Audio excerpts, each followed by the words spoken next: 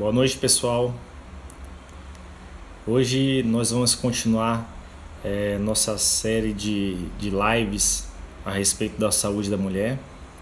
E hoje, a convite da nossa colega Aline Fernandes, lá de Mossoró, que ia participar juntamente aí. Porém, a internet dela está com um probleminha e vamos dar andamento a essa sequência de conversas. Hoje vamos falar um pouquinho sobre endometriose, tá? É uma patologia que atualmente tem sido muito diagnosticada, na área médica, e muitos pacientes têm chegado ao consultório com sintomas e queixas relacionadas à endometriose. É importante lembrar que a endometriose ela tem um diagnóstico muito mais clínico, Não existe hoje um exame que detecte exatamente a endometriose, a não ser uma videolaparoscopia, mas juntando exames de imagem como ultrassom transvaginal, mas os sintomas clínicos, é possível chegar a um diagnóstico clínico. Isso é efetuado pelo médico, tá? Então vamos falar um pouquinho sobre a endometriose. O que seria a endometriose, que tem sido uma patologia que tem acometido muitas mulheres atualmente, tá? A endometriose, ela foi descrita pela primeira vez em 1927, como a presença de material do endométrio fora do útero, na cavidade pélvica, na região do peritônio e na região das trompas e do ovário. Essa localização fora do útero, na região, na cavidade pélvica do material endometrial, ela caracteriza a endometriose, tá? E por que se dá a endometriose? O que acontece com o corpo da mulher para que ocorra a endometriose? Temos que lembrar que o corpo da mulher é preparado para receber um novo ser, para gerar um novo ser, tá? E esse novo ser, ele tem todo um preparo, tanto hormonal quanto neurológico, para que isso aconteça. Então, o útero, ele precisa ter um relaxamento para o crescimento do feto, tá? Isso é gerado pelo efeito hormonal. E existe uma contração do útero, como também da trompa, para que ocorra a fecundação, tá? Então, pensando no seguinte, deve ocorrer contração da tuba uterina para que o espermatozoide encontre o óvulo. Como também existe a necessidade da contração do útero. Agora, pensem no seguinte, se houver um assincronismo entre a contração do útero com a contração da trompa, existe um mecanismo deficitário aí, tá? E aí agora vamos levar para o ponto onde é gerada a endometriose. A mulher está no seu período menstrual, tá? E com a descamação do endométrio, naturalmente esse tecido é para ser descartado através do canal vaginal, para o meio externo. Porém, se houver um assincronismo dessas contrações, por exemplo, se houver a contração do útero, que gera as famosas cólicas menstruais, e não houver uma contração da trompa barrando um refluxo desse material, é possível que esse material, ao invés de sair pelo canal vaginal, ele retorne pela trompa e possa chegar à cavidade pélvica em função desse assincronismo. Outras possibilidades para gerar também esse refluxo no material menstrual ou do tecido do endométrio possíveis cirurgias que essa mulher já tenha passado, tá? Então, procedimentos cirúrgicos podem gerar uma alteração tensional e diminuir o fluxo normal do material do endométrio pelo canal vaginal e ele retornar pela tuba e se alojar fora do aparelho genital ou na cavidade pélvica da mulher.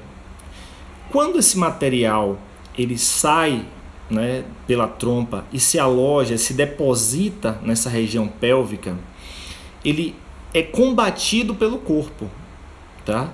Então, os macrófagos presentes na região do peritônio atacam esse tecido. Então, o ataque do macrófago a esse tecido que retorna gera uma inflamação. E essa inflamação é que gera a dor na mulher, que é o sintoma mais importante da endometriose e que essas mulheres chegam ao consultório devido a essa dor, a esse sintoma, tá? Uma outra situação que a mulher hoje em dia ela descobre muito essa questão da endometriose são mulheres que estão momentaneamente passando por um período de infertilidade, tá? Então, quando a mulher está com dificuldade para engravidar, ela procura o seu ginecologista e o ginecologista e o obstetra, eles vão investigar qual o motivo da dificuldade dessa mulher engravidar, tá? Então, quando o ginecologista ele investiga a condição, ele pode se deparar com uma condição de tecido de endométrio fora da região original do útero, depositado no peritônio ou então ao redor de ovário e de trompa. Imaginem agora se esse material ele se deposita ao redor da trompa e gera uma estenose da trompa. A trompa é um conduto que leva o óvulo após sair do ovário, conduz esse óvulo até o útero. Nesse conduto, ele encontra o espermatozoide, há a fecundação e depois vai ocorrer a anidação ou a consolidação dessa gestação com a implantação desse ovo, né, na parede uterina. Se houver essa estenose da trompa, primeiro, nem o espermatozoide vai ter condição de chegar até o óvulo, nem o óvulo propriamente dito, saindo do ovário, vai ter condição de seguir o caminho correto e encontrar o espermatozoide e se depositar no útero. Então, uma outra situação, consequência da endometriose, é essa estenose da trompa de Falópio, que impossibilita uma fertilização e aí a futura gestação, tá? Então, mulheres que têm endometriose, geralmente elas apresentam esses dois sintomas, assim como a dor no coito, né? A dor na relação sexual também é um outro sintoma que ocorre muito frequentemente em mulheres que apresentam a endometriose, tá? Como é que é vista a endometriose no meio clínico e como é que a endometriose é vista e tratada pela osteopatia, tá? Como eu falei no início, a endometriose é o refluxo do material que deveria seguir a via, o canal vaginal e sair como material de menstruação, tá? Só que ele retorna. E aí o médico ele observa isso como algumas deficiências hormonais, tá? Então, como é que o médico ele atua na condição da endometriose? Esse material da parede do útero, do endométrio que retorna pela trompa e se deposita na cavidade pélvica, ele é rico em muitos sensores para alguns hormônios femininos. Esse material também produz alguns hormônios como estrogênio. Quando você tem quando a mulher ela está no seu período menstrual, o útero ele se prepara para receber o ovo ou zigoto, né? O óvulo fecundado. Para preparar esse útero, alguns hormônios são necessários para desenvolver esse útero e desenvolver essa parede uterina com vasos e com tecido que vão alimentar momentaneamente esse óvulo fecundado. Esse material, no caso da endometriose, retornou e se alojou na região pélvica. Quando ele se aloja na região pélvica, com todas essas características de receptibilidade hormonal, ele pode crescer e se desenvolver através da ação hormonal. Por isso que o tecido ou o material do endométrio depositado na cavidade pélvica, ele pode crescer e gerar um aglomerado, né? Podendo gerar estenose ou até encapsular o ovário dessa mulher. Tá? Então são muitas consequências para a questão da endometriose. E as principais queixas que chegam ao consultório são infertilidade, dor, principalmente no período menstrual ou pré-menstrual, e dor no coito. Tá? É importante que as mulheres, né, lembrando que essas lives elas estão sendo feitas toda quinta-feira em homenagem ao mês que se comemora o mês da mulher, mas o mês das mulheres tem que ser todos os meses, porque se não fossem vocês, nós não estaríamos aqui, tá? Então é importante lembrar que vocês têm que observar o corpo de vocês. O corpo em equilíbrio, ele não vai transcorrer nenhuma outra dificuldade. Então, nós temos que buscar o equilíbrio do corpo, sempre. Nesse caso da endometriose, muito provavelmente há um desequilíbrio, um assincronismo funcional entre a trompa e o útero. Como a osteopatia vê isso? Se há uma disfunção, se há um assincronismo, a osteopatia vai buscar o tratamento para melhorar tirar esse assincronismo e devolver o sincronismo contrátil, tanto da trompa quanto do útero. Existem técnicas manuais que podemos atuar diretamente no útero, assim como no sistema nervoso autônomo que controla essa contratibilidade, né? Os impulsos nervosos que são dados a esses órgãos para que eles contraiam.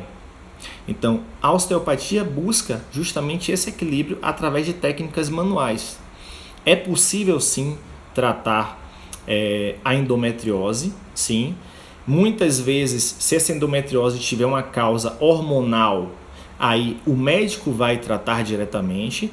Entretanto, a osteopatia também tem a visão desse assincronismo, ou dessa disfunção do aparelho genital feminino, que nós buscamos essa resolução dessa disfunção, tá? Uma outra coisa importante é sempre lembrar que nós não podemos enxergar uma pessoa, não podemos enxergar apenas aquele órgão. Temos que enxergar toda a condição que aquele órgão está submetido. Vou explicar melhor. Eu não posso receber um paciente no meu consultório, ou uma paciente nesse caso, e tentar enxergar apenas o útero dessa paciente, tá? Então, eu tenho que conhecer um pouquinho a história dessa paciente, qual o ambiente ela está inserida, para daí poder tratar ela como um todo. Não adianta que eu pensar que eu vou melhorar a contratibilidade uterina e da trompa, sem pensar qual o meio social ou o meio emocional que ela está vivendo. Tudo isso faz variar o sistema nervoso autônomo e pode influenciar também nessa resolução ou não de processos viscerais, disfunções viscerais, tá? Então, por exemplo, disfunções cranianas lá na região da sincondrose esfenobasilar, onde se aloja a hipófise.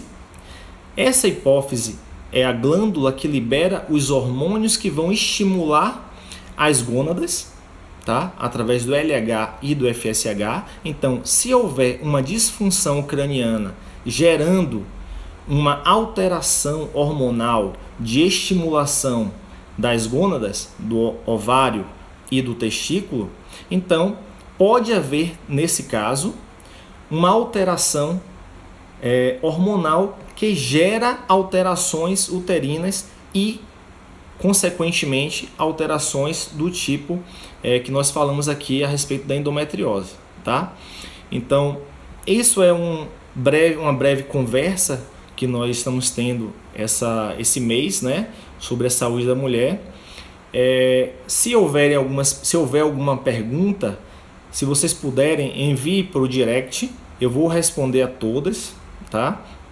E assim, é para ser algo bem sucinto, conversar um pouco sobre a saúde da mulher. Na semana que vem, na quinta-feira, nós vamos fazer um resumo de tudo que foi falado sobre gestação, sobre infertilidade, sobre endometriose e sobre algum outro assunto que vocês queiram que nós falemos, tá? E espero contar com a presença de doutora Aline Fernandes, lá de Mossoró também, tá? E estou à disposição de vocês. Agradeço a atenção e estou à disposição, continuo à disposição para que vocês façam as perguntas e que a gente possa trabalhar um pouco mais e dar mais atenção em algumas coisas que ficam esquecidas. Só para a gente completar, algumas pessoas estão perguntando como é que o osteopata atua nesse caso da consequência da endometriose. Vamos lá. O material do endométrio ele se depositou na cavidade pélvica e, consequentemente, gerou uma inflamação. Essa inflamação, por si só, ela já gera uma tendência a um processo cicatricial, fibrótico. Então, vai gerar uma restrição de mobilidade naquela região pélvica. Essa restrição de mobilidade pode gerar, além dos sintomas que nós falamos aqui decorrentes da inflamação, pode gerar também sintomas como dor referida em membros inferiores, como dor referida na região lombar e também como dor irradiada, simulando uma irritação do nervo ciático. Então, é importante que nós tenhamos conhecimento da anatomia para que possamos tratar a função pensando sempre na anatomia, ok? Então, quero agradecer mais uma vez a presença de todos que participaram. Esse vídeo vai ficar por 24 horas aí, tá? E eu vou tentar salvar aqui e depois eu republico. Agradeço muito a presença de vocês e qualquer dúvida, manda no direct aí, tá bom? Tchau, até próxima quinta-feira com um resumo da saúde da mulher, que vamos conversar mais amplamente, tá bom? Grande abraço a todos, tchauzinho.